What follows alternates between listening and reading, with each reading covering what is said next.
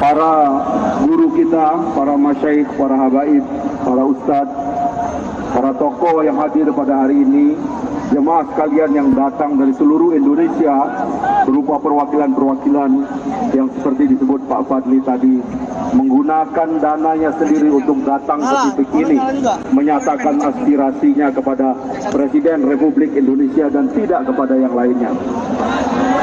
Pertama, kami berterima kasih karena diundang sebagai pimpinan DPR menerima Habib Rizik dan seluruh ulama yang datang, dan kami berjanji untuk datang.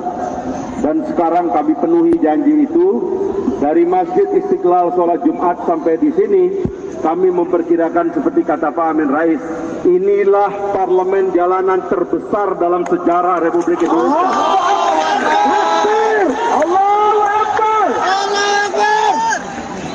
Kami dengan Pak Fadli memimpin parlemen ruangan, tapi yang dipimpin oleh para ulama, tokoh-tokoh umat ini adalah parlemen jalanan. Di Indonesia itu ada dua realitas penting. Yang pertama yang kita sebut sebagai umat. Inilah umat Islam, usianya lebih tua daripada negara. Mereka lah yang datang dengan sorbannya,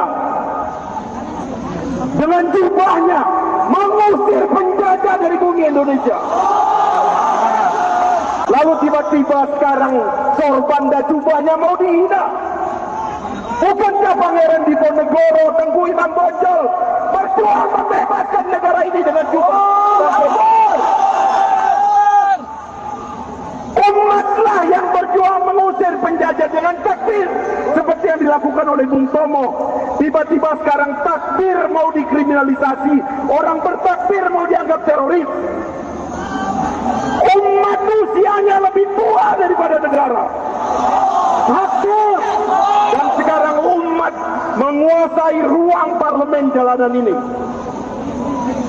Saudara Presiden Jokowi telah melanggar berkali-kali. Setidak-tidaknya dia tidak memberikan rasa nyaman kepada hati umat Islam. Menghina ulama, mencaci maki simbol-simbol Islam, membiarkan orang yang non-muslim menghina simbol-simbol agama kita. Ini tindakan yang memberikan rasa tidak nyaman kepada umat, dan sekarang kalau umat itu bangkit adalah wajar dan benar adanya. Oleh sebab itu tadi sudah dikatakan oleh Pak Fadli, Presiden juga melanggar hukum.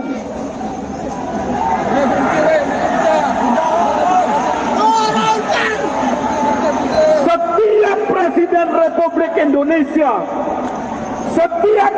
Republik Indonesia ketika disumpah menjadi pemimpin kita, dia disumpah untuk setia kepada hukum dan setia kepada konstitusi negara. Pasal 27 Undang-Undang Dasar 45, segala warga negara bersamaan kedudukannya di depan hukum dan pemerintahan, dan wajib menjunjung tinggi hukum dan pemerintahan itu dengan tanpa ada kecualinya. Kenapa kalau tiba kepada saudara Ahok hukum menjadi tumpul?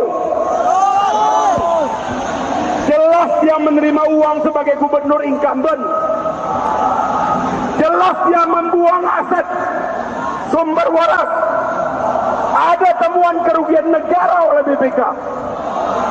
Tapi ketika tiba kepada orang-orang seperti Irman, seperti Dahlan Iskan, puluhan juta belum dihitung kerugian negara, langsung ditangkap dan ditahan. Perasaan tidak nyaman ini sekarang terusik. Dan kita kalau mau memutuskan bagaimana cara menjatuhkan presiden, ada dua caranya. Takbir!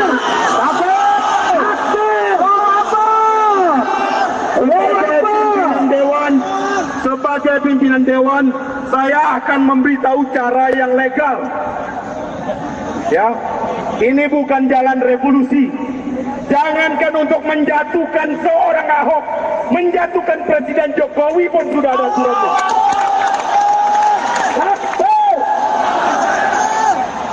Seorang presiden jika terbukti melanggar konstitusi, dia langsung bisa kita galang hak menyatakan pendapat bahwa presiden telah melakukan tindakan tercela, melanggar konstitusi. Maka dengan tanggapan hak menyatakan pendapat itu, seorang presiden bisa dijatuhkan melalui sidang impeachment di Mahkamah Konstitusi. Itu jalur parlemen ruangan. Tapi kalau di jalur parlemen jalanan, Habib Rizik yang lebih banyak tahu. Takbir. Tetapi parlemen jalanan dan parlemen ruangan adalah dua ruang yang tersambung. Oleh sebab itu adalah benar kalau kita tidak diberikan kesempatan untuk bertemu dengan presiden, selayaknya parlemen gedung DPR RI dibuka untuk rakyat Indonesia menyatakan takbir. Tidak ada yang salah dalam hal ini. Yang salah adalah penakut yang tidak berani ketemu rakyatnya. Itu saja yang saya bisa sampaikan. Mudah-mudahan hari ini adalah keberkahan bagi bangsa Indonesia. Hari yang baik di antara hari-hari baik umat Islam.